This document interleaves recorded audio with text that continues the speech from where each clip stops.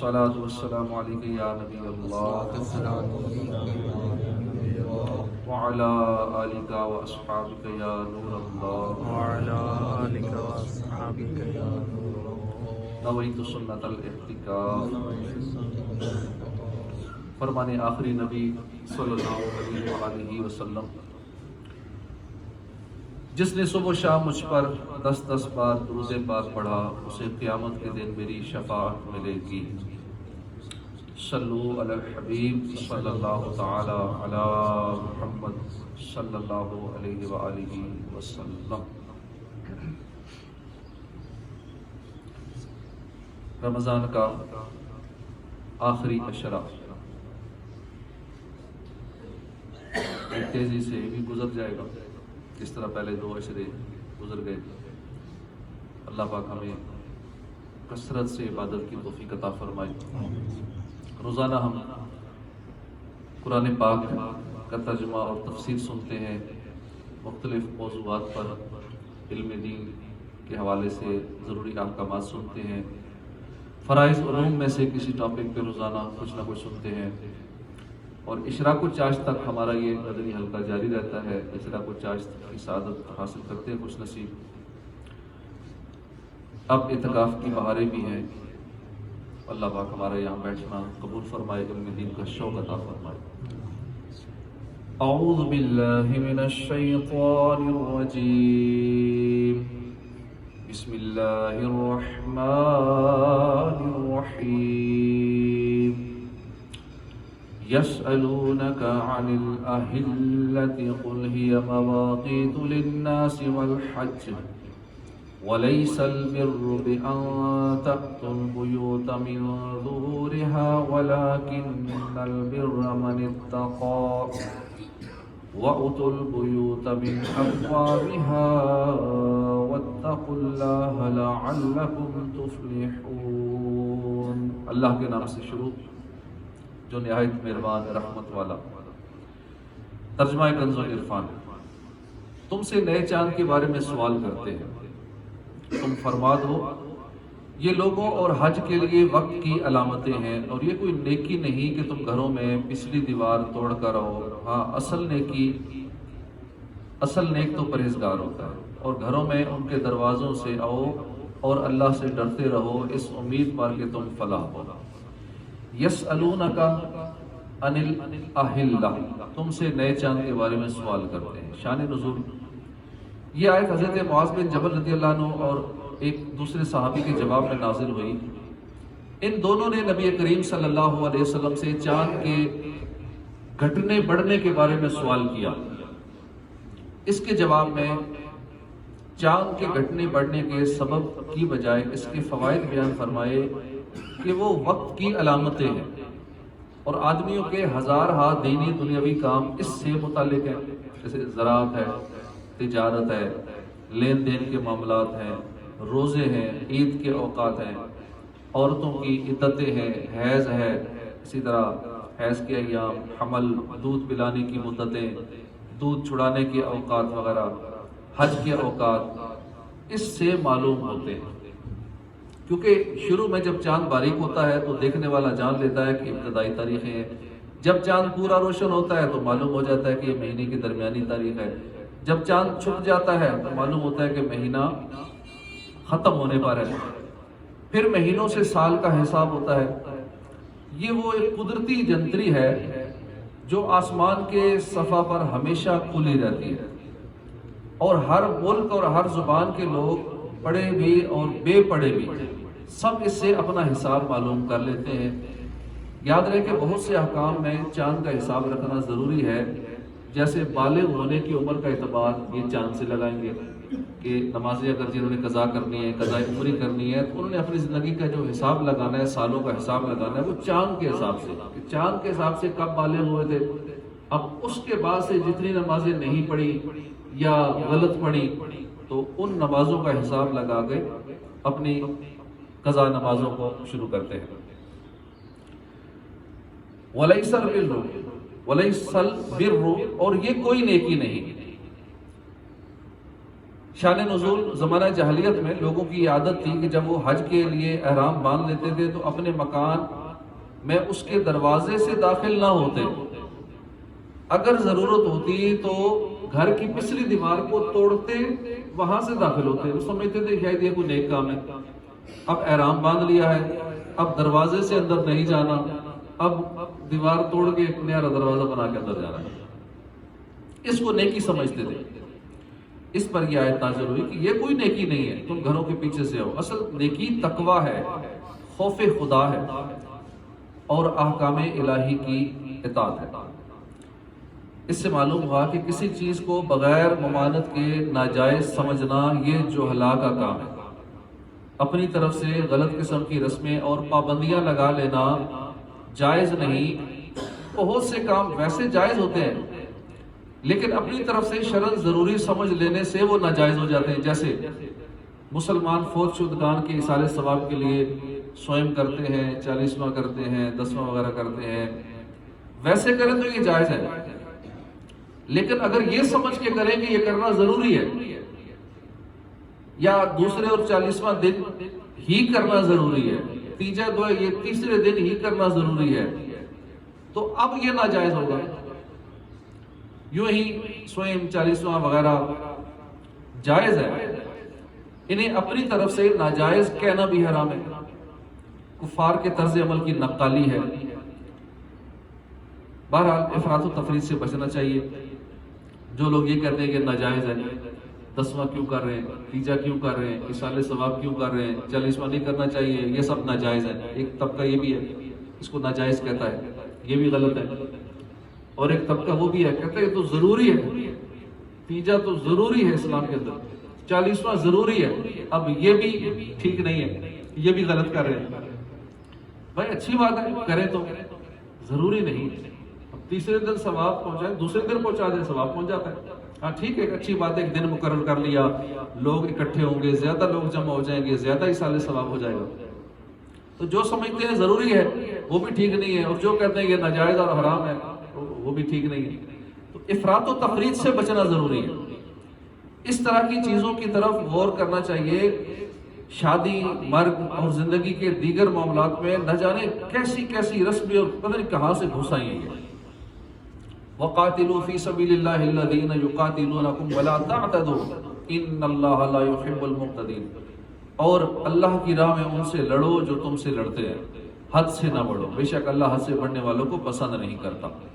6 ہجری میں حدیبیہ کا واقعہ پیش آیا۔ اس سال حضور صلی اللہ علیہ وسلم مدینہ طیبہ سے عمرے کے ارادے سے مکہ مکرمہ روانہ ہوئے۔ مشرکین نے حضور صلی اللہ علیہ وسلم کو مکہ مکرمہ میں داخل ہونے سے روکا۔ اس پر صلح ہوئی کہ آپ آئندہ سال تشریف لائیں تو آپ کے لیے 3 روز کے لیے مکہ مکرمہ خالی کر دیا جائے گا۔ چنانچہ اگلے سال 7 ہجری میں حضور پر نور صلی اللہ علیہ وسلم عمرے کی قضاء کے لیے تشریف لائے۔ اب حضور کے ساتھ 1400 صحابہ تھے۔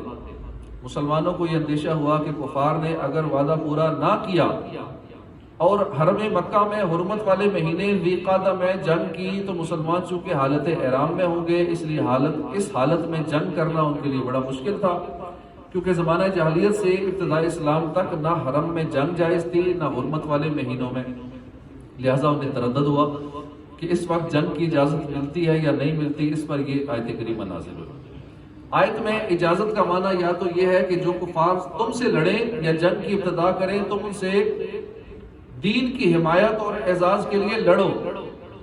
یہ حکم ابتداء اسلام میں تھا، پھر منسوخ کیا گیا اور کفار سے قتال کرنا واجب ہوا، خواہ وہ ابتدا کریں یا نہ کریں۔ یا یہ معنی ہے کہ ان سے لڑو جو تم سے لڑنے کا ارادہ رکھتے ہیں۔ یہ بات سارے ہی کفار میں ہے کیونکہ وہ سب دین کے مخالف ہیں اور مسلمانوں کے دشمن ہیں، خواہ انہوں نے کسی وجہ سے جنگ نہ کی ہو لیکن موقع پانے پر چونکنے والے نہیں ہیں۔ یہ معنی بھی ہو سکتے ہیں کہ جو کافر میدانی جنگ میں تمہارے مقابلے میں آئیں اور وہ تم سے لڑنے کی قدرت اور اہلیت رکھتے ہو تم سے لڑو۔ اس صورت میں ضعیف، بوڑھے، بچے، مجنون، اپاہج، اندھے، بیمار، عورتیں وغیرہ جو جنگ کرنے کی قدرت نہیں رکھتے اور وہ جنگ میں نہ تو شریک ہیں نہ ہی جنگ کرنے والوں کی کسی قسم کی مدد کر رہے ہیں، تو یہ افراد اس حکم میں داخل نہ ہوں گے، انہیں قتل کرنا جائز نہیں ہے۔ وَلَا تَعْتَدُوا، زیادتی نہ کرو، اس سے مراد ہے کہ جو جنگ کے قابل نہیں ان سے نہ لڑو، یا جن سے تم نے عہد کیا ہو، یا بغیر دعوت کے جنگ نہ کرو، کیونکہ شرعی طریقہ یہ ہے کہ پہلے کفار کو اسلام کی دعوت دی جائے، اگر وہ انکار کرے تو ان سے جزیہ طلب کیا جائے، اگر جزیہ دینے سے بھی انکار کرے تو اب ان سے جنگ کی جائے۔ اس معنی پر یہ آیت کا حکم باقی ہے، منسوخ نہیں ہے۔ وَاقْتُلُوهُمْ حَيْثُ ثَقِفْتُمُوهُمْ وَأَخْرِجُوهُمْ مِنْ حَيْثُ أَخْرَجُوكُمْ وَالْفِتْنَةُ أَشَدُّ مِنَ الْقَتْلِ وَلَا تُقَاتِلُوهُمْ عِنْدَ الْمَسْجِدِ الْحَرَامِ حَتَّى يُقَاتِلُوكُمْ فِيهِ فَإِنْ قَاتَلُوكُمْ فَاقْتُلُوهُمْ كَذَلِكَ جَزَاءُ الْكَافِرِينَ فَإِنِ انْتَهُوا فَإِنَّ اللَّهَ غَفُورٌ رَحِيمٌ۔ اور دوران جہاد کافروں کو جہاں پاؤ قتل کرو، اور انہیں وہاں سے نکال دو جہاں سے انہوں نے تمہیں نکالا تھا، اور فتنہ قتل سے زیادہ شدید ہوتا ہے، اور مسجد حرام کے پاس ان سے نہ لڑو جب تک وہ تم سے وہاں نہ لڑیں، اور اگر وہ تم سے لڑے تو انہیں قتل کرو، کافروں کی یہی سزا ہے، پھر اگر وہ باز آ جائیں تو بے شک اللہ بخشنے والا مہربان ہے۔ وَاقْتُلُوهُمْ اور انہیں قتل کرو۔ آیت مبارکہ میں اوپر بیان کیے گئے سیاق و سباق میں فرمایا گیا کہ چونکہ کافروں نے تمہیں مکہ مکرمہ سے بے دخل کیا تھا اور اب بھی تمہارے ساتھ آمادہ قتال ہیں، تو تمہیں دوران جہاد ان سے لڑنے، انہیں قتل کرنے، انہیں مکہ مکرمہ سے نکالنے کی اجازت ہے جہاں سے انہوں نے تمہیں نکالا تھا۔ چنانچہ فتح مکہ کے موقع پر اسلام قبول نہ کرنے والے کافروں کو مکہ مکرمہ سے نکال دیا گیا۔ یہ بھی بتایا گیا کہ ان کے قتل کا حکم ان کے جرم سے زیادہ بڑا نہیں، کیونکہ وہ لوگ فتنہ برپا کرنے والے ہیں اور ان کا فتنہ شرک ہے یا مسلمانوں کو مکہ مکرمہ سے نکالنا، تو ان کا فتنہ ان کے قتل کرنے سے بھی بڑھ کر ہے۔ یہاں یہ حکم نہیں دیا جا رہا کہ کافروں کو قتل کرنے میں لگے رہو، امن ہو یا جنگ، صلح ہو یا لڑائی، ہر حال میں انہیں قتل کرو، بلکہ یہاں صرف دوران جہاد قتل کرنے کا حکم ہے۔ بہت سے اسلام دشمن لوگ اس طرح کی آیات سے غلط فہمی پیدا کرنے کی کوشش کرتے ہیں، تو ایسے لوگوں کی مکاریوں سے ہوشیار رہنا چاہیے۔ وَلَا تُقَاتِلُوهُمْ عِنْدَ الْمَسْجِدِ الْحَرَامِ اور مسجد حرام کے پاس ان سے نہ لڑو۔ مسجد حرام شریف کے ارد گرد کئی کلومیٹر کا ایریا حرم کہلاتا ہے۔ حرم کی حدود میں مسلمانوں کو لڑنے سے منع کر دیا گیا، کیونکہ یہ حرم کی حرمت کے خلاف ہے۔ لیکن اگر کفار ہی وہاں مسلمانوں سے جنگ کی ابتدا کریں تو انہیں جواب دینے کے لیے وہاں پر بھی ان سے لڑنے، انہیں قتل کرنے کی اجازت ہے۔ البتہ اگر وہ کفر سے باز آ جائیں تو اللہ تعالیٰ اپنے فضل و کرم سے انہیں معاف فرما دے گا، اور اسلام تمام گناہوں کو ختم کر دیتا ہے۔ وَقَاتِلُوهُمْ حَتَّى لَا تَكُونَ فِتْنَةٌ وَيَكُونَ الدِّينُ لِلَّهِ فَإِنِ انْتَهُوا فَلَا عُدْوَانَ إِلَّا عَلَى الظَّالِمِينَ اور ان سے لڑتے رہو یہاں تک کہ کوئی فتنہ نہ رہے اور عبادت اللہ کے لیے ہو جائے، پھر اگر وہ باز آ جائیں تو صرف ظالموں پر سختی کی سزا باقی رہ جاتی ہے۔ عرب کے کافروں کے متعلق فرمایا گیا کہ ان سے تب تک لڑو کہ ان کا فتنہ یعنی شرک ختم ہو جائے اور ان کا دین بھی دین اسلام ہو جائے اور سرزمین عرب پر صرف ایک اللہ کی عبادت ہو، لہٰذا اگر وہ کفر و باطل پرستی سے باز آ جاتے تو پھر ان پر کوئی سختی نہیں کی جائے گی۔ الشہر الحرام بالشہر الحرام والحرمات قصاص فمن اعتدى علیکم فاعتدوا علیہ بمثل ما اعتدى علیکم واتقوا اللہ واعلموا ان اللہ مع المتقین۔ ادب والے مہینے کے بدلے ادب والا مہینہ ہے، تمام ادب والی چیزوں کا بدلہ ہے، تو جو تم پر زیادتی کرے اس پر اتنی ہی زیادتی کرو جتنی اس نے تم پر زیادتی کی ہو۔ اللہ سے ڈرتے رہو اور جان رکھو کہ اللہ ڈرنے والوں کے ساتھ ہے۔ مسلمانوں کو چونکہ حرمت والے مہینوں میں لڑنا نہایت ہی بھاری لگ رہا تھا، اس لیے ان کی مزید تسلی کے لیے اللہ نے فرمایا یہ حرمت والے مہینے میں جنگ کی اجازت اللہ کی طرف سے ہے، اور یہ اجازت کفار کی طرف سے حرمت پامال کرنے کی وجہ سے دی گئی ہے۔ انہوں نے تمہیں عمرہ کرنے اور مکہ مکرمہ میں داخل ہونے سے روکا، لہٰذا اب اگر تم ان سے لڑتے ہو اور ان کا خون بہاتے ہو تو یہ حرم اور ماہ حرام کی بے حرمتی نہیں ہوگی، کیونکہ یہ اللہ کی طرف سے اجازت کے ساتھ ہوگا، اور یہ سب لڑائی اصل میں حرمتوں کا بدلہ ہوگا، یعنی کافروں کا حرمت والے مہینے میں فتنہ فساد کرنا، حرمتوں کو پامال کرنا ہے، اور تمہارا جواب دینا اصل میں حرمتوں کا بدلہ لینا ہے، نہ کہ حرمتوں کو پامال کرنا۔ یوں سمجھ لیں کہ ڈاکو کی گولی کے جواب میں اگر پولیس گولی چلائے تو پولیس کو مجرم نہیں کہیں گے، بلکہ ان کے فعل کو حفاظت اور ذمہ داری کہا جائے گا۔ قاتل کے قتل کو زیادتی نہیں کہیں گے بلکہ اسے قصاص کہا جائے گا۔ کافر مسلمانوں پر ظلم و ستم ڈھاتے رہے، شروع اسلام میں دن رات صبح و شام ہر وقت مسلمانوں کو ستانے میں لگے رہے، کسی کو شہید کیا، کسی کو تپتی ریت پر گھسیٹا، کسی کو انگاروں پر لٹایا، کسی کو کوڑے مارے، کسی کا راہ چلتے مذاق اڑایا، مسلمانوں کو ان کے گھروں سے ہجرت پر مجبور کیا، ان کے کاروبار ختم کر دیے، انہیں ان کے رشتہ داروں سے جدا کر دیا۔ ان تمام واقعات کی تلخیاں مسلمانوں کے دلوں میں موجود تھی۔ اب جب کہ مسلمانوں کو بدلہ لینے کا موقع مل رہا تھا تو اس بات کا امکان تھا کہ مسلمان بھی بدلہ لینے میں اپنے جذبہ انتقام کو بھرپور طریقے سے پورا کرتے اور بدلہ لینے میں حد سے بڑھ جاتے، لیکن اللہ نے اس سے پہلے ہی مسلمانوں کو سمجھا دیا کہ تم پر جنہوں نے زیادتیاں کی ہیں تم ان سے بدلہ لینے کے اختیار تو تمہیں دیا جا رہا ہے، لیکن اتنا ہی بدلہ لینا جتنی تمہارے ساتھ زیادتی ہوئی ہے، اس سے زائد کی اجازت نہیں ہے۔ لہٰذا بدلہ لینے میں بھی تقوی اور خوف خدا کو پیش نظر رکھو، اور یہ جان لو کہ اللہ کا قرب اور معیت اسی کو نصیب ہوگی جو ہر حال میں تقوی اختیار کرے۔ کیا حسین تعلیم ہے، کیا پاکیزہ تربیت ہے۔ جس وقت جذبات مچل رہے ہوں، جذبہ انتقام جوش مار رہا ہو، دشمن اپنے ہاتھ میں ہو، قبضے میں آنے والا ہی ہو، غلبہ حاصل ہو، اس وقت بھی تقوی اور عدل و انصاف کا درس دیا جا رہا ہے، زیادتی کرنے سے منع کیا جا رہا ہے۔ کیا روئے زمین پر کوئی اور ایسا دین ہے؟ ہمارا دین اسلام اتنا پیارا دین ہے، اپنے ماننے والوں کو اس طرح کے اعلیٰ اخلاق اور پاکیزہ کردار کا ہمارا دین ہی درس دیتا ہے۔ کوئی دنیا میں اس طرح کا اور دین نہیں جو اس طرح کا درس دیتا ہے، اور یقیناً ایسا دین صرف اور صرف دین اسلامی ہے۔ وَأَنفِقُوا فِي سَبِيلِ اللَّهِ وَلَا تُلْقُوا بِأَيْدِيكُمْ إِلَى التَّهْلُكَةِ وَأَحْسِنُوا إِنَّ اللَّهَ يُحِبُّ الْمُحْسِنِينَ، اور اللہ کی راہ میں خرچ کرو اور اپنے ہاتھوں خود کو ہلاکت میں نہ ڈالو، اور نیکی کرو، بے شک اللہ نیکی کرنے والوں سے محبت فرماتا ہے۔ وَأَنفِقُوا فِي سَبِيلِ اللَّهِ، اور اللہ کی راہ میں خرچ کرو۔ راہ خدا میں خرچ کرنے کا اصل حکم تو مال کے حوالے سے ہے، لیکن علامہ سامی رحمۃ اللہ علیہ نے اس کے معنی کی مزید وسعت کو بیان کیا۔ فرماتے ہیں کہ آیت کا مطلب یہ ہے کہ اللہ کی فرما برداری اور اس کی رضا کے کاموں میں اپنے جان و مال کو صرف کرو، خواہ جہاد ہو، رشتہ داروں سے حسن سلوک ہو، یا اللہ کے کمزور اور غریب بندوں کی مدد کی صورت ہو۔ وَلَا تُلْقُوا بِأَيْدِيكُمْ إِلَى التَّهْلُكَةِ، اپنے ہاتھوں خود کو ہلاکت میں نہ ڈالو۔ خود کو ہلاکت میں ڈالنے کی بہت ساری صورتیں ہیں۔ صحیح بخاری میں ہے کہ یہ آیت خرچ کرنے سے متعلق نازل ہوئی ہے، یعنی راہ خدا میں خرچ کرنا بند کر کے یا کم کر کے اپنے آپ کو ہلاکت میں نہ ڈالو۔ مہنگائی ہوتی ہے، لوگ باقی خرچے کم نہیں کرتے، جو اللہ کی راہ میں دینا ہوتا ہے اسے یا کم کر دیتے ہیں یا بند کر دیتے ہیں۔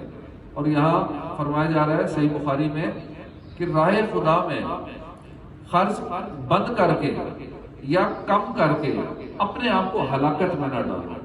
تو اگر مہنگائی زیادہ ہو گئی، آمدنی کم ہو گئی، مالی حالات ٹھیک نہ رہے، کاروبار ڈاؤن ہو گیا، تو باقی خرچے کم کیے جائیں، جو اللہ کی راہ میں خرچ کر رہے ہیں کم از کم اتنا رکھا جائے یا بڑھا دیا جائے۔ اگر کم کریں گے یا ختم کریں گے تو یہ تو ہلاکت میں ڈالنا اپنے آپ کو۔ حضرت ابو ایوب انصاری فرماتے ہیں یہ آیت ہم انصار صحابہ کرام کے بارے میں نازل ہوئی جب اللہ نے اسلام کو غلبہ عطا فرما دیا اور اس کے مددگار کثیر ہو گئے، تو ہم میں سے بعض نے بعض سے سرگوشی کرتے ہوئے کہا جہاد کی مصروفیت میں ہمارے مال ضائع ہو گئے، لہٰذا اب اللہ تعالیٰ نے اسلام کو غلبہ عطا فرما دیا ہے، تو کیا یہ اچھا ہو کہ اگر ہم اپنے اموال میں ٹھہریں اور جو ضائع ہوا اس کی درستی کر لیں۔ اس پر اللہ تعالیٰ نے یہ آیت نازل فرمائی، اور جو ہم نے کہا کہ اس کا رد فرمایا کہ ہلاکت و جہاد چھوڑ کر اپنے اموال کی درستی میں لگ جانا ہے۔ صرف مال کمانے، مال بڑھانے میں لگ جانا ہے اور باقی سارے کام چھوڑ دیں، نمازیں چھوڑ دی، واجبات فرائض چھوڑ دی اور صرف مال کی درستی میں لگ گئے، تو یہ درست نہیں۔ انصار جتنا اللہ تعالیٰ توفیق دیتا صدقہ و خیرات کرتے رہتے۔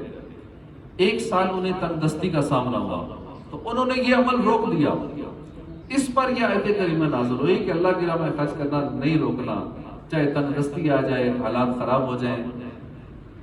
حضرت نعمان بن بشیر کہتے ہیں کہ کوئی شخص گناہ کرتا اور کہتا میری بخشش نہ ہوگی، اس پر یہ آیت نازل ہوئی۔ خلاصہ کلام یہ ہے کہ راہ خدا میں خرچ کرنے کو ترک کرنا بھی ہلاکت کا سبب ہے، فضول خرچی کرنا بھی ہلاکت کا سبب ہے، جہاد ترک کرنا بھی ہلاکت ہے۔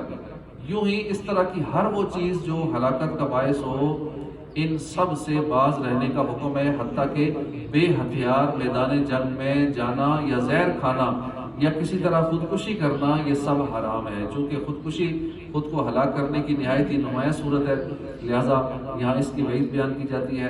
چنانچہ خودکشی کے بارے میں رسول اللہ صلی اللہ علیہ وسلم نے فرمایا، جس نے پہاڑ سے گر کر خودکشی کی وہ مسلسل جہنم میں گرتا رہے گا۔ جس نے زہر کھا کے خودکشی کی، قیامت کے دن وہ زہر اس کے ہاتھ میں ہوگا، جہنم کی آگ میں اسے ہمیشہ کھاتا ہی رہے گا۔ جس نے چھری کے ذریعے خود کو قتل کیا، قیامت کے دن وہ چھری اس کے ہاتھ میں ہوگی اور دوزخ کی آگ میں ہمیشہ وہ چھری اپنے پیٹ میں مارتا ہی رہے گا۔ یعنی خودکشی کرنے والا سمجھتا ہے کہ شاید میری جان چھوٹ جائے گی، جان چھوٹے گی نہیں، جان اور پھنس جائے گی۔ یہاں تو ایک بار چھری ماری، ایک بار اپنے آپ کو گولی ماری، ایک بار زہر کھائی، وہاں ہمیشہ کے لیے یہی کام کرتا رہے گا، یہی سزا اسے ملتی رہے گی۔ دنیا میں خودکشی کے بہت زیادہ واقعات ہیں، سروے کیا جائے تو لوگ ٹینشن کی وجہ سے، پریشانیوں کی وجہ سے، بہت سارے معاملات میں دل برداشتہ ہو کر خودکشیاں کر رہے ہیں، ہر منٹ میں خودکشیاں ہو رہی ہیں۔ تو اسلام ہمیں ان چیزوں سے منع کرتا ہے، اور زیادہ خودکشیاں وہی لوگ کرتے ہیں جو دین اسلام سے دور ہیں، جو بے عمل مسلمان ہیں یا کفار ہیں، زیادہ تر خودکشیاں ان لوگوں میں ہو رہی ہیں۔ کبھی یہ نہیں سنا ہوگا کہ فلاں عالم صاحب نے خودکشی کر لی، فلاں مفتی صاحب نے خودکشی کر لی۔ عموماً دنیا دار لوگ، دین سے دور لوگ، کافر، اس طرح کے لوگ زیادہ خودکشیاں کرتے ہیں۔ اللہ پاک ہمیں دین اسلام پر چلنے کی توفیق عطا فرمائے، آمین بجاہ نبی الامین صلی اللہ علیہ وآلہ وسلم۔ بیعت سے متعلق لوگ سوال کرتے ہیں اس طرح کا کہ بیعت لینا، بیعت کرنا کیسا، نیز پیری مریدی کو شرعی حیثیت کیا ہے؟ بیعت کا لغوی معنی ہے بک جانا، اور اصطلاح شرع و تصوف میں اس کی کئی صورتیں ہیں، جن میں ایک یہ ہے کہ کسی پیر کامل کے ہاتھوں میں ہاتھ دے دینا، اور ہاتھ دے کر گزشتہ گناہوں سے توبہ کرنے، آئندہ گناہوں سے بچتے ہوئے نیک اعمال کا ارادہ کرنے اور اسے اللہ کی معرفت کا ذریعہ بنانے کا نام بیعت ہے۔ یہ سنت ہے، بیعت سنت ہے۔ آج کل کے عرف عام میں اسے پیری مریدی کہا جاتا ہے۔ بیعت کا ثبوت قرآن مجید میں ہے، 15واں پارہ سورہ بنی اسرائیل آیت نمبر 71 میں خدا پاک کا فرمان عالی شان ہے، یوم ندعو کل اناس بامامہ، جس دن ہم ہر جماعت کو اس کے امام کے ساتھ بلائیں گے۔ مفتی احمد یار خان نعیمی فرماتے ہیں اس آیت مقدسہ کے تحت اس سے معلوم ہوا کہ دنیا میں کسی صالح کو، نیک بندے کو اپنا امام بنا لینا چاہیے، شریعت میں تقلید کر کے، طریقت میں بیعت کر کے، تاکہ حشر اچھوں کے ساتھ ہو۔ اگر صالح امام نہ ہوگا، یعنی نیک امام نہ ہوگا اس کا، تو اس کا امام شیطان ہوگا۔ اس آیت میں تقلید، بیعت اور مریدی سب کا ثبوت ہے۔ اعلیٰ حضرت امام احمد رضا خان فرماتے ہیں، بیعت بے شک سنت محبوبہ ہے، پسندیدہ سنت ہے۔ امام اجل شیخ الشیوخ شہاب الحق والدین عمر کی عوارف شریف سے شاہ ولی اللہ دہلوی کی قول الجمیل تک اس کی تصریح ہے، اور ائمہ اکابر کا اس پر عمل ہے۔ اور رب کریم فرماتا ہے، ان الذین یبایعونک انما یبایعون اللہ ید اللہ فوق ایدیہم، وہ جو تمہاری بیعت کرتے ہیں وہ تو اللہ ہی سے بیعت کرتے ہیں، ان کے ہاتھوں پر اللہ کا ہاتھ ہے۔ اور فرمایا، لقد رضی اللہ عن المؤمنین اذ یبایعونک تحت الشجرہ، بے شک اللہ راضی ہوا ایمان والوں سے جب وہ اس پیڑ کے نیچے تمہاری بیعت کرتے تھے۔ اور بیعت کو خاص بجہاد سمجھنا یہ جہالت ہے۔ اللہ کریم فرماتا ہے، یا ایھا النبی اذا جاءک المؤمنات یبایعنک علی الا یشرکن باللہ شیئا ولا یسرقن ولا یزنین ولا یقتلن اولادہن ولا یأتین ببہتان یفترینہ بین ایدیہن وارجلہن۔ اے نبی جب تمہارے حضور مسلمان عورتیں حاضر ہوں اس پر بیعت کرنے کو کہ اللہ کا شریک کچھ نہ ٹھہرائیں گی، نہ چوری کریں گی، نہ بدکاری کریں گی، نہ اپنی اولاد کو قتل کریں گی، نہ وہ بہتان لائیں گی جسے اپنے ہاتھوں اور پاؤں کے درمیان یعنی موضع ولادت میں اٹھائیں، اور کسی نیک بات میں تمہاری نافرمانی نہ کریں گی تو ان سے بیعت لے لو اور اللہ سے ان کی مغفرت چاہو، بے شک اللہ بخشنے والا ہے۔ کیا احادیث مبارکہ میں بیعت کا ذکر آیا؟ جی ہاں، احادیث مبارکہ میں بیعت کا ذکر موجود ہے، اور یہ بیعت مختلف چیزوں سے، مثلا کبھی تقوی اور اطاعت پر بیعت، کبھی لوگوں کی خیر خواہی پر، کبھی غیر معصیت والے کاموں پر، امیر کی اطاعت وغیرہ پر ہوا کرتی تھی۔ اس کے علاوہ دیگر کاموں پر بھی صحابہ کا حضور سے بیعت ہونا ثابت ہے۔ چنانچہ حضرت سیدنا عبادہ بن صامت فرماتے ہیں، ہم نے رسول اللہ صلی اللہ علیہ وسلم سے مشکل اور آسانی میں، خوشی اور ناخوشی میں خود پر ترجیح دیے جانے کی صورت میں سننے اور اطاعت کرنے پر بیعت کی، اور اس پر بیعت کی کہ ہم کسی سے اس کے اقتدار کے خلاف جنگ نہیں کریں گے، اور ہم جہاں بھی ہوں حق کے سوا کچھ نہ کہیں گے، اللہ کریم کے بارے میں ملامت کرنے والے کی ملامت سے نہیں ڈریں گے۔ حضرت عبادہ بن صامت بیان کرتے ہیں کہ ہم رسول اللہ صلی اللہ علیہ وسلم کے ساتھ ایک مجلس میں تھے، آپ نے فرمایا تم لوگ مجھ سے اس بات پر بیعت کرو کہ تم اللہ کے ساتھ کسی کو شریک نہیں کرو گے، زنا نہیں کرو گے، چوری نہیں کرو گے، جس شخص کو اللہ نے قتل کرنا حرام کر دیا اسے بے گناہ قتل نہیں کرو گے، تم میں سے جس شخص نے اس عہد کو پورا کیا اس کا اجر اللہ کریم پر ہے، جس نے ان محرمات میں سے کسی کا ارتکاب کیا اور اس کو سزا دی گئی وہ اس کا کفارہ ہے، جس نے ان میں سے کسی حرام کو کیا اللہ کریم نے اس کا پردہ رکھا تو اس کا معاملہ اللہ کے سپرد ہے، اگر وہ چاہے تو معاف کرے، چاہے تو عذاب دے دے۔ امام فخر الدین رازی تفسیر کبیر میں نقل فرماتے ہیں، جب مکہ مکرمہ میں لیلۃ العقبہ کو 70 صحابہ نے حضور سے بیعت کی تو سیدنا عبداللہ بن رواحہ نے عرض کیا، یا رسول اللہ آپ اپنے رب کریم کے لیے، اپنی ذات کے لیے جو شرط چاہیں بنوا لیں۔ حضور نے فرمایا تیرے رب کے لیے یہ شرط ہے کہ تم اس کی عبادت کرو، اس کے ساتھ کسی کو شریک نہ ٹھہراؤ، میرے لیے یہ شرط ہے کہ تم اپنی جانوں اور مالوں کو جن چیزوں سے باز رکھتے ہو ان سے مجھ کو بھی باز رکھنا، یعنی جس طرح اپنی جانوں اور مالوں کی حفاظت کرتے ہو اسی طرح میری حفاظت کرنا۔ تو صحابہ نے عرض کی، یا رسول اللہ جب ہم ایسا کر لیں گے تو کیا صلہ ملے گا؟ حضور نے فرمایا جنت ملے گی۔ صحابہ نے عرض کی، یہ تو نفع مند بیعت ہے، ہم اس بیعت کو نہیں توڑیں گے اور نہ توڑنے کا مطالبہ کریں گے۔ اس پر یہ آیت کریمہ نازل ہوئی، ان اللہ اشتری من المؤمنین انفسهم واموالهم بان لهم الجنہ، بے شک اللہ نے مسلمانوں سے ان کے مال اور جان خرید لیے ہیں اس بدلے پر کہ ان کے لیے جنت ہے۔ بیعت ہونے سے فائدہ کیا ہوتا ہے؟ کیا برکات ہوتی ہیں؟ کسی پیر کامل کے ہاتھ میں ہاتھ دے کر بیعت ہونے سے پیر کامل سے نسبت حاصل ہو جاتی ہے، جس کی بدولت باطن کی اصلاح کے ساتھ ساتھ نیکیوں سے محبت ہو جاتی ہے، گناہوں سے نفرت ہو جاتی ہے۔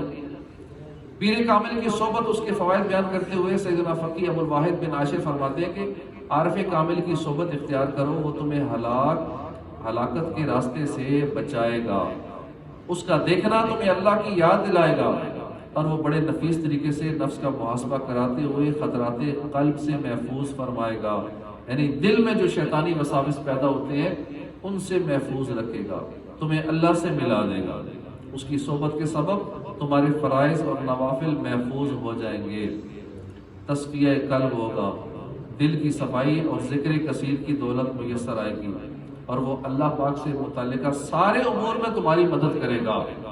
یہ پیر کامل کا اصل مقصد ہے۔ اعلیٰ حضرت کی بارگاہ میں سوال ہوئے کہ مرید ہونا واجب ہے یا سنت ہے؟ نیز مرید کیوں ہوا کرتے ہیں؟ مرشد کی کیوں ضرورت ہے؟ اس سے کیا فائدہ حاصل ہوگا؟ تو آپ نے فرمایا مرید ہونا سنت ہے، اور اس سے فائدہ حضور سے اتصال مسلسل ہے۔ صراط الذین انعمت علیہم، راستہ ان کا جو تو نے احسان، جن پر تو نے احسان کیا، میں اس کی طرف ہدایت ہے۔ یہاں تک کہ فرمایا کہ بل لا شیخ لہ فشیخہ الشیطان، جس کا پیر نہیں اس کا پیر شیطان ہے۔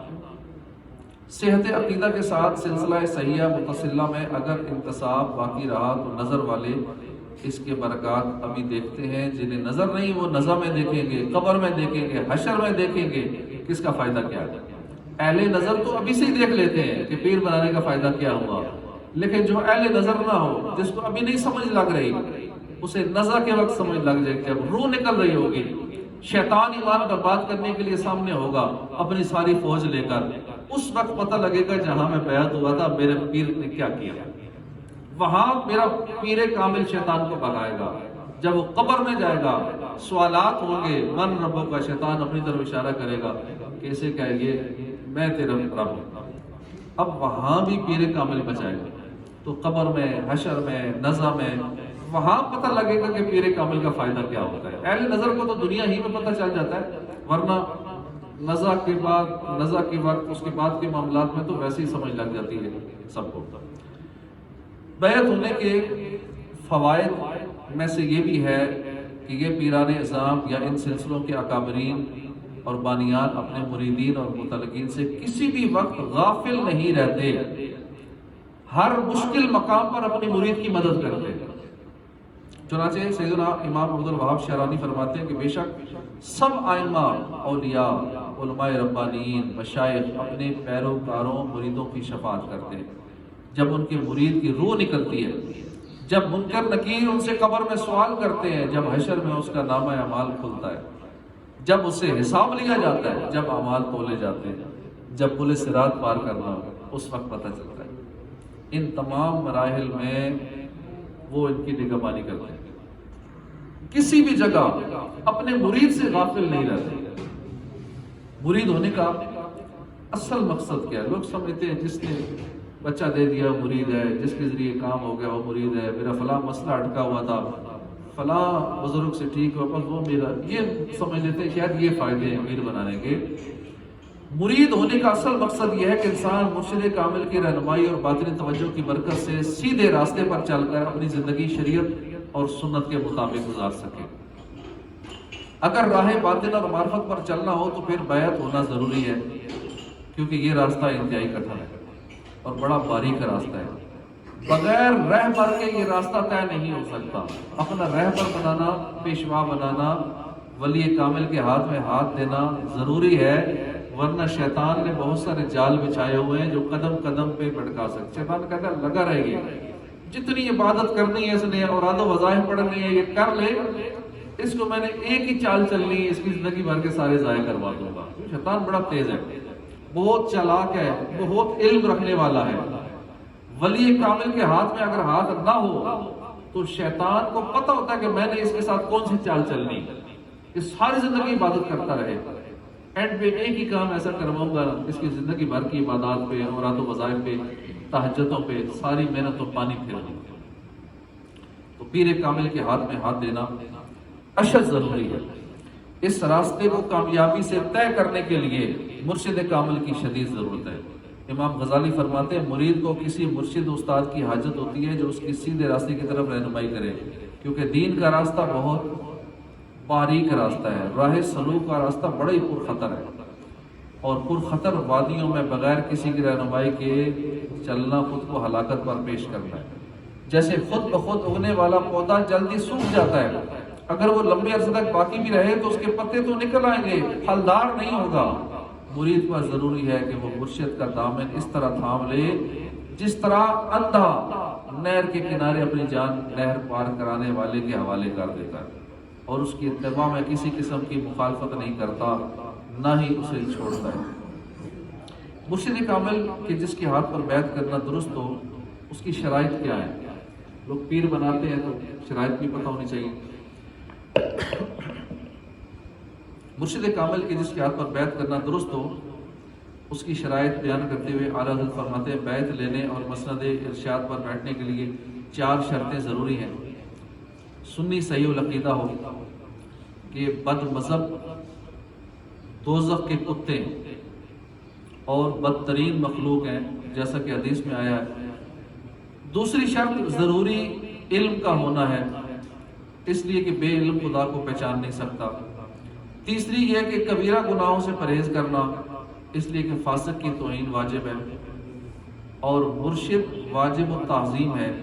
دونوں چیزیں کیسے اکٹھی ہو سکتی ہیں؟ چوتھی اجازت صحیح متصل ہو، جیسے کہ اس پر اہل باطن کا اجماع ہے۔ جس شخص میں ان شرائط میں سے کوئی ایک شرط نہ ہو تو اس کو پیر نہیں پکڑنا چاہیے، اس کو پیر نہیں بنا سکتے۔ جس میں یہ شرائط نہیں پائی جائیں، نماز ایک نہیں پڑھتا اور پیر بنا ہوا ہے، کہتا ہے نماز تو ہم مکے مدینے میں پڑھتے ہیں، کھانا پینا یہاں کھاتے ہیں، باقی سارے کام ادھر ہے، نماز کے لیے نظر نہیں آتے۔ وہ جو نماز ہماری باطنی نماز ہوتی ہے مکے مدینے جا کے ہوتی ہے، تو کھانا بھی پھر مکے مدینے جا کے تینوں ٹائم کے کھا لیا کرو۔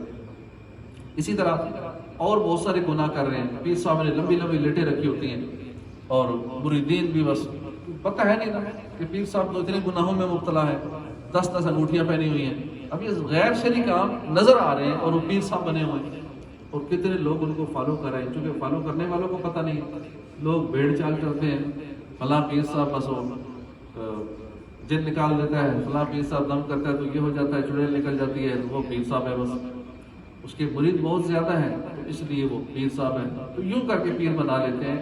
شرائط کا پتہ نہیں ہوتا، جو اصل شرائط ہیں جن کو دیکھ کر پیر بنانا چاہیے، وہ شرائط بنانے والے کو پتہ ہی نہیں ہے۔ اللہ پاک ہمیں پیر کامل کے ساتھ جڑے رہنے کی توفیق عطا فرمائے۔ الحمدللہ اس دور میں موجود ہے پیر کامل، ہر دور میں ہوتے ہیں اللہ کے ولی جن میں یہ شرائط پائی جاتی ہیں، اس دور میں بھی ہے، کئی ہیں جن میں سے ایک امیر علیہ سنت کی ذات ہے، ایک پیر کامل ہے، اور سارے سلسلوں کی خلافت بھی آپ کو حاصل ہے۔ مفتی امجد علی اعظمی فرماتے ہیں جب مرید ہونا ہو تو اچھی طرح انویسٹیگیشن کر لیں، تفتیش کر لیں، ورنہ اگر کسی ایسے کو پیر بنا لیا جو بد مذہب ہو تو ایمان سے ہاتھ دھو بیٹھے گا۔ بہت سارے بد مذہبوں نے بھی آج کل یہ کاروبار شروع کیا ہوا ہے، چشتی سلسلات اور نقشبندی سلسلات، حالانکہ ان چیزوں کو وہ نہیں مانتے، لیکن پتہ ہے سادی عوام کو پھنسانے کا بہترین طریقہ ہے، ایک سلسلے کا لیبل لگا لو، پر بڑی سی تختی لگا دو، ایک پیر خانہ بنا لو، اور اس کے بعد پھر عوام کی لائنیں لگ جاتی ہیں۔ اب پتہ بھی بد مذہب ہے یہ، اور ٹھیک ہے اس نے نام کے ساتھ چشتی لگا لیا، نقشبندی لگا لیا، ہے ان کا مخالف، اور یہی سلسلہ اس نے چلایا ہوا، پیری مریدی چمکائی، بڑا اس کا جو فائدہ ہوتا ہے پیری مریدے کا، بڑے پروٹوکول ملتے ہیں، بڑا مال ملتا ہے، مریدین بڑی خدمتیں کرتے ہیں۔ تو یہ لوگوں نے کاروبار بنایا ہوا ہے جگہ جگہ، یہاں پنڈی میں بہت سارے ہیں، ہر شہر میں تقریباً ایسے پائے جاتے ہیں جنہوں نے اپنی اپنی دکانیں کھول رکھی ہیں۔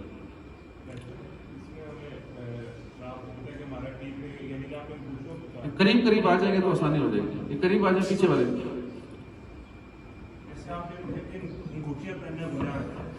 قریب قریب پورے آ جائے 5 انگلی پر، اگر ہم دیکھ ہمارے پیر صاحب نے پہنی ہوئی ہیں جس کے بھی ہے، کیا وہ اس کا جو مرید ہے وہ گناہ گار ہوگا؟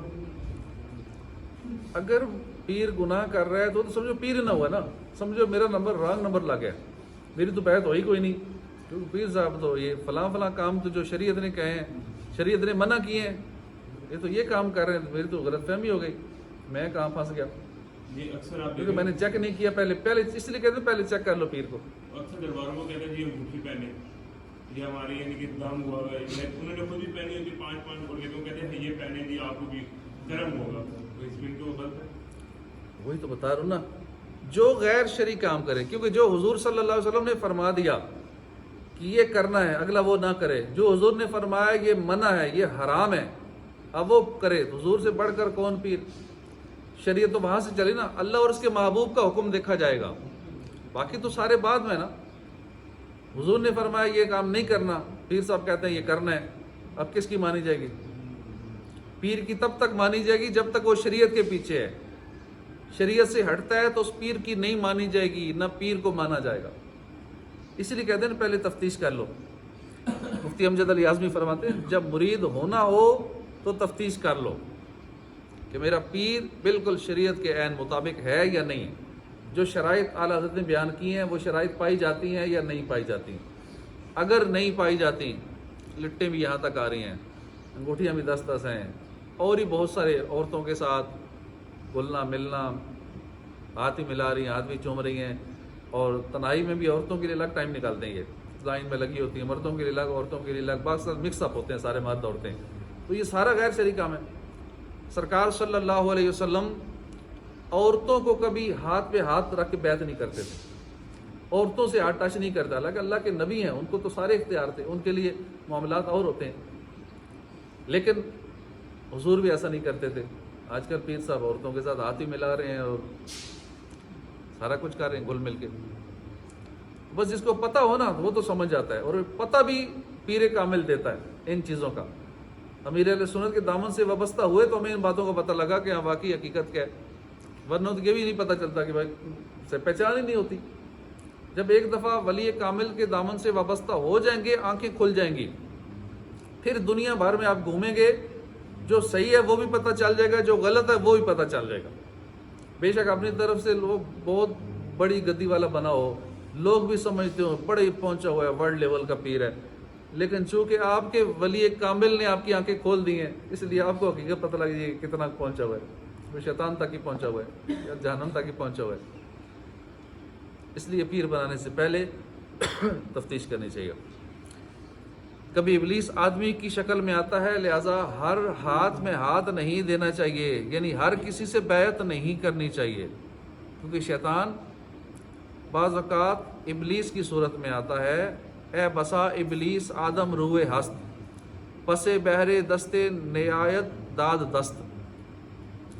اسی طرح کیا خط کے ذریعے، ٹیلی فون کے ذریعے یا اجتماع عام میں لاؤڈ سپیکر کے ذریعے بیعت ہو سکتی ہے؟ اعلیٰ حضرت فرماتے ہیں کہ بذریعہ قاصد بیعت ہو سکتی ہے، مرید ہو سکتا ہے، خط کے ذریعے بھی ہو سکتا ہے۔ جب نمائندے یا خط کے ذریعے مرید ہو سکتا ہے تو ٹیلی فون کے ذریعے بھی ہو سکتا ہے، لاؤڈ سپیکر کے ذریعے بھی ہو سکتا ہے، لائیو بھی ہو سکتا ہے، جیسا امیر اہل سنت رات کو مرید کرائے، روزانہ کرواتے ہیں۔ اگر کسی سے کفر سرزد ہو گیا ہو تو اسے اپنے کفر سے توبہ کرنے کے بعد اپنے سابقہ مرشد سے ہی تجدید بیعت کرنا کیا ضروری ہے؟ کیونکہ کفر اگر سرزد ہو جائے تو اس کے نکاح بھی ٹوٹ جاتا ہے، بیعت بھی ٹوٹ جاتی ہے، اس کے سارے کھاتے پچھلے ختم ہو جاتے ہیں، نیکیاں جو کی تھی سب ختم۔ کفر بکنے سے جس طرح پچھلے تمام نیک اعمال، نماز، روزہ، حج وغیرہ سب ضائع ہو جاتے ہیں، ایسی بیعت بھی ختم ہو جاتی ہے۔ توبہ کرنے کے بعد سابقہ مرشد یا کسی بھی پیر صاحب کا، ضروری نہیں اسی پہلے کا ہی ہو، اگر پتہ ہے کہ پہلا کوئی صحیح نہیں ہے اچھا پیر بنا سکتے ہیں جو کامل پیر ہو، سابقہ مرشد سے ہی بیعت کرنا ضروری نہیں ہے۔ زید کو اپنے پیر صاحب سے بہت عقیدت ہے، لہٰذا جو کسی کے مرید نہیں ہے وہ انہیں اپنے پیر صاحب سے بیعت ہونے کی ترغیب دلاتا ہے۔ بکر اس بات پر زید کو برا بلا کہتا ہے اور اعتراض کرتا ہے کہ ترغیب نہ دلاؤ، جیسے مرید ہونا ہوگا وہ خود ہی ہو جائے گا۔ اب دونوں میں صحیح کون ہے؟ پیر امور آخرت کے لیے بنایا جاتا ہے تاکہ اس کی رہنمائی اور باطنی توجہ کی برکت سے مرید اللہ اور اس کے رسول کی ناراضی والے کاموں سے بچتے ہوئے اپنی زندگی کے شب و روز گزار سکے۔ اب غور کر لیا جائے کہ یہ بات نیکی ہے یا بدی ہے۔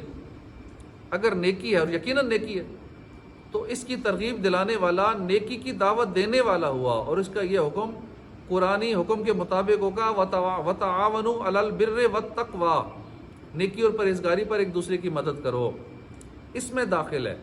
لہٰذا زید ثواب کا مستحق ہے۔ اگر اس کے ترغیب دلانے پر کوئی مرید ہو کر نیکی کے راستے پہ گامزن ہو جاتا ہے تو یہ اس کے لیے ثواب جاریہ کا ذریعہ ہے۔ جس طرح اس دور میں جو لوگ امیر اہل سنت سے مرید ہیں یا ترغیب دلاتے ہیں، تو امیر اہل سنت مرید ہونے کے چونکہ وہ فائدے دیکھ چکے ہیں کہ یہ ولی کامل ہے، عاشق رسول ہیں، خوف خدا والے ہیں، تقوی والے ہیں، یہ اللہ اور اس کے رسول کا فرما بردار بناتے ہیں، یہ بندے کو نیک بنا دیتے ہیں، ولی کامل بنا دیتے ہیں۔ اب اگر اوروں سے وہ کہتا ہے کہ ان کے مرید ہو جاؤ تو یہ نیکی کی دعوت ہے، اسے ثواب ملے گا، کوئی مرید ہو یا نہ ہو اسے کہنے کا ثواب ملے گا، کیونکہ اسے پتہ ہے کہ جو ان کے دامن سے وابستہ ہو جاتا ہے، ان کے ذریعے غوث پاک کا مرید ہو جاتا ہے، تو اس کا جہاں آخرت کا فائدہ ہوتا ہے، ایمان سلامت رہتا ہے، دنیا میں بھی اس کے فائدے ہوتے ہیں، نیک بن جاتا ہے۔ اب دیکھ رہے ہیں دن رات لگے ہوئے ہیں نیکی کی دعوت میں، مدنی چینل پہ حالانکہ بیماری کی حالت میں ابھی بھی ان دنوں بیمار ہیں، لیکن پھر بھی امت کی اصلاح کے لیے لگے ہوئے ہیں اور کثرت سے عبادت کرتے ہیں۔ ہر عمل ان کا تو اللہ کی رضا کے لیے ہے۔ کتنوں کو ولی بنا دیا، کتنوں کو مفتی بنا دیا، کتنوں کو عالم دین بنا دیا، پوری دنیا میں کیسا ایک دینی کاموں کا نیٹ ورک بنا دیا، کتنے شعبہ جات بنا دیے۔ اللہ پاک امیر اہل سنت کو سلامت رکھے۔ اس کے پیری مریدی کے حوالے سے کافی اور بھی تفصیل ہے، انشاءاللہ پھر کسی درس میں عرض کریں گے۔ تو جو کسی پیر کامل کے مرید نہیں ہے انہیں چاہیے کہ اس دور میں امیر اہل سنت کے ذریعے غوث پاک کے مرید ہو سکتے ہیں. اس میں دنیا کا فائدہ بھی ہے، آخرت کا فائدہ بھی ہے. اللہ پاک ہمیں عمل کی توفیق عطا فرمائے. آمین بجاہ النبی الامین صلی اللہ تعالی علیہ وسلم.